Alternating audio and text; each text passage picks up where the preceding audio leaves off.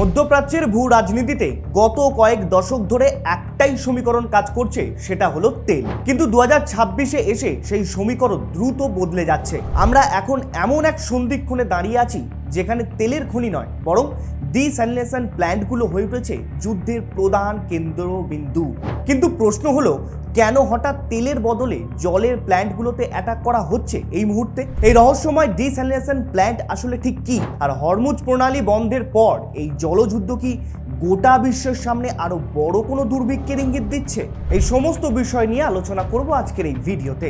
যত দিন গড়াচ্ছে ততই বেড়ে চলেছে যুদ্ধের সংঘাত, আর সেই সংঘাতের কবলে এবার মিডল ইস্টের ডিস্যালিনেশন প্ল্যান্ট। কিন্তু কি এমন ঘটলো যে কারণে ইরান বেছে বেছে এই ডিস্যালিনেশন প্ল্যান্টগুলোকে অ্যাটাক করছে?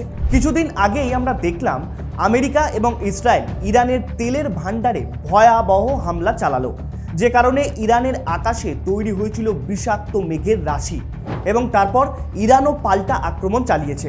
কিন্তু বেশ কয়েকদিন আগেই ইরান দাবি করেছে মার্কিন যুক্তরাষ্ট্র ইরানের কেশম দ্বীপের একটি ডিস্যালিনেশন প্ল্যান্টে হামলা চালিয়েছিল, যার ফলে প্রায় 30টি গ্রামের পানীয় জল সরবরাহ একেবারে বন্ধ হয়ে যায়। আর সেই ঘটনার পরেই পাল্টা জবাব দিয়েছে এই বাহরিনের ওপর আঘাত হেনে। বাহরিনের ডিস্যালিনেশন প্ল্যান্ট চরম আক্রমণ করেছে ইরান। কিন্তু কি এই ডিস্যালিনেশন প্ল্যান্ট? ডিস্যালিনেশন প্ল্যান্ট হলো এমন একটি ব্যবস্থা যেখানে লবণাক্ত জল, মূলত সমুদ্রের জল থেকে লবণ এবং অন্যান্য যে সমস্ত খনিজ আছে সেগুলোকে আলাদা করে সেটাকে পানীয়যোগ্য করে তোলা হয়। সহজভাবে বলতে গেলে সমুদ্রের নোনা জলকে বিশেষ প্রযুক্তির মাধ্যমে সমস্ত লবণ বের করে পান করার উপযোগী করা হয়। এক্ষেত্রে আপনি হয়তো ভাবছেন, এটার আবার কি দরকার? মাটি খুঁড়লেই তো খাবার জল পাওয়া যাবে। যদি আপনার ধারণাটা ঠিক এমন হয় তাহলে সেটা একেবারেই ভুল। কেননা আপনি একবার মিডল ইস্টের এরিয়াটা খেয়াল করুন, তাহলে দেখবেন সেখানে পানীয় জলের কোনো উৎসই নেই। অর্থাৎ বাহরিন, দুবাই, কুয়েত, কাতার সহ বিভিন্ন গালফ কান্ট্রিগুলো এমন একটা পজিশনে অবস্থিত যেখানে পানীয় জলের কোনো সোর্সই নেই এই ইন্ডিয়ার মতো, যার কারণে তাদের বেঁচে থাকার একমাত্র ভরসা এই ডিস্যালিনেশন প্ল্যান্ট। এবার বাহরিনের এই জল শোধনাগারে ইরান অ্যাটাক করেছে, ফলে বাহরিনের জনজীবন প্রায় বিপন্ন হয়ে পড়েছে এই মুহূর্তে। তাহলে একবার ভেবে দেখুন এই ডিস্যালিনেশন প্ল্যান্টগুলো ঠিক কতটা গুরুত্বপূর্ণ এই বর্তমান পরিস্থিতিতে। ভৌগোলিক প্রেক্ষাপট বিশ্লেষণ করলে দেখা যায় পারস্য উপসাগরীয় দেশগুলোর কাছে বিকল্প কোনো রাস্তা নেই। সৌদি আরব, কাতার বা কুয়েতের মতো দেশগুলো তাদের মোট পানীয় জলের প্রায় 70 থেকে 90% তৈরি করে এই ডিস্যালিনেশন প্ল্যান্টগুলোর মাধ্যমে। এই পরিকাঠামো মূলত মিডল ইস্টের জাতীয় নিরাপত্তার ভিত্তি। সবচেয়ে চমকে দেওয়ার মতো ব্যাপার হলো এই দেশগুলোর ওয়াটার স্টোরেজ ক্যাপাসিটি অত্যন্ত কম, অর্থাৎ অধিকাংশ ক্ষেত্রেই তাদের কাছে মাত্র 3 থেকে 7 দিনের ব্যাকআপ থাকে। অর্থাৎ একবার যদি প্রধান প্ল্যান্টগুলো অকেজো হয়ে পড়ে, সেক্ষেত্রে মাত্র কয়েক ঘন্টার মধ্যে বিশাল সমস্ত মেগা সিটিগুলোতে মানবিক বিপর্যয় নেমে আসতে পারে এই মুহূর্তে।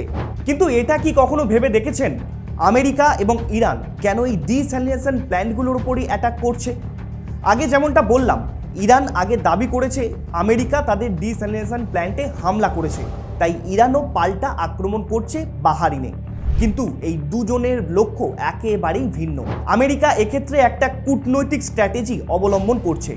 একবার ভেবে দেখুন, প্রায় 14 দিন হয়ে গেছে, তবু এই সংঘাত কিছুতেই থামছে না। এর কারণ কি? কারণ ইরানকে ওই ভেনেজুয়েলার মতো সহজে দমাতে পারছে না আমেরিকা। তাই আমেরিকা সরাসরি ইরানের ডিস্যালিনেশন প্ল্যান্টগুলোর ওপর অ্যাটাক করছে, যাতে সেদেশে জলের ক্রাইসিস তৈরি হয়। কিন্তু জলের ক্রাইসিসের সঙ্গে যুদ্ধ থেমে যাওয়ার ঠিক কী সম্পর্ক রয়েছে? দেখুন, সরাসরি কোনো সম্পর্ক নেই, তবে জলের ক্রাইসিস তৈরি হলে সেদেশের মানুষদের মধ্যেই একটা কেওয়াস তৈরি হবে। তখন তারা নিজেরাই নিজেদের দেশের বিরুদ্ধে প্রোটেস্ট শুরু করবে, এবং ইরান তখন কিছুটা হলেও চাপে পড়তে এক প্রকার বাধ্য হবে এই মুহূর্তে। কিন্তু ইরানও অতটা কাঁচা খেলোয়াড় নয়, তাই তারাও পাল্টা আক্রমণ জারি রেখেছে ওই বাহরিনের ওপরে। তবে এক্ষেত্রে ইরানের স্ট্র্যাটেজিটা একটু অন্যরকম, কেননা এই জল শোধনাগার আক্রমণের মধ্য দিয়ে আমেরিকা যদি কোনো ক্যাভাস তৈরি করতে চায় এই ইরানের মধ্যে, সেক্ষেত্রে ইরানও পাল্টা জবাব দেওয়ার রাস্তা তৈরি করতে চাইছে এই মুহূর্তে। তখন ইরান হয়তো বলতেই পারে যে দেখো, আমেরিকা তাদের জল শোধনাগারে আক্রমণ করে তাদের দেশের মানুষকে বিপদে ফেলছে, তাই তারাও আমেরিকাকে একেবারে উচিত শিক্ষা দিয়েছে এর মাধ্যমে। অর্থাৎ ইরান সব রকম স্ট্র্যাটেজি অলরেডি সাজিয়েই রেখেছে, শুধু এখন সময়ের অপেক্ষা। অপরদিকে হরমুজ প্রণালীও বন্ধ, যে কারণে প্রায় সব দেশেরই ক্ষতির মুখে। তাই এক্ষেত্রে মিডল ইস্ট পানীয় জল সরবরাহ করাও বেশ চাপের হবে এক্ষেত্রে। তবে বর্তমান এই যুদ্ধ যেদিকে মোড় নিচ্ছে তা বিশ্বযুদ্ধের থেকে কম কিছু নয়, কেননা এইভাবেই ধীরে ধীরে আগের বিশ্বযুদ্ধগুলো তৈরি হয়েছিল। আপনার কি মনে হয় এই যুদ্ধে কে জয়ী হবে, আমেরিকা নাকি ইরান? মতামত জানান কমেন্ট করে। আর এরকম বিস্তারিত আলোচনার ভিডিও পেতে আমাদের চ্যানেলটিকে অবশ্যই সাবস্ক্রাইব করবেন। ধন্যবাদ, সকলে ভালো থাকবেন।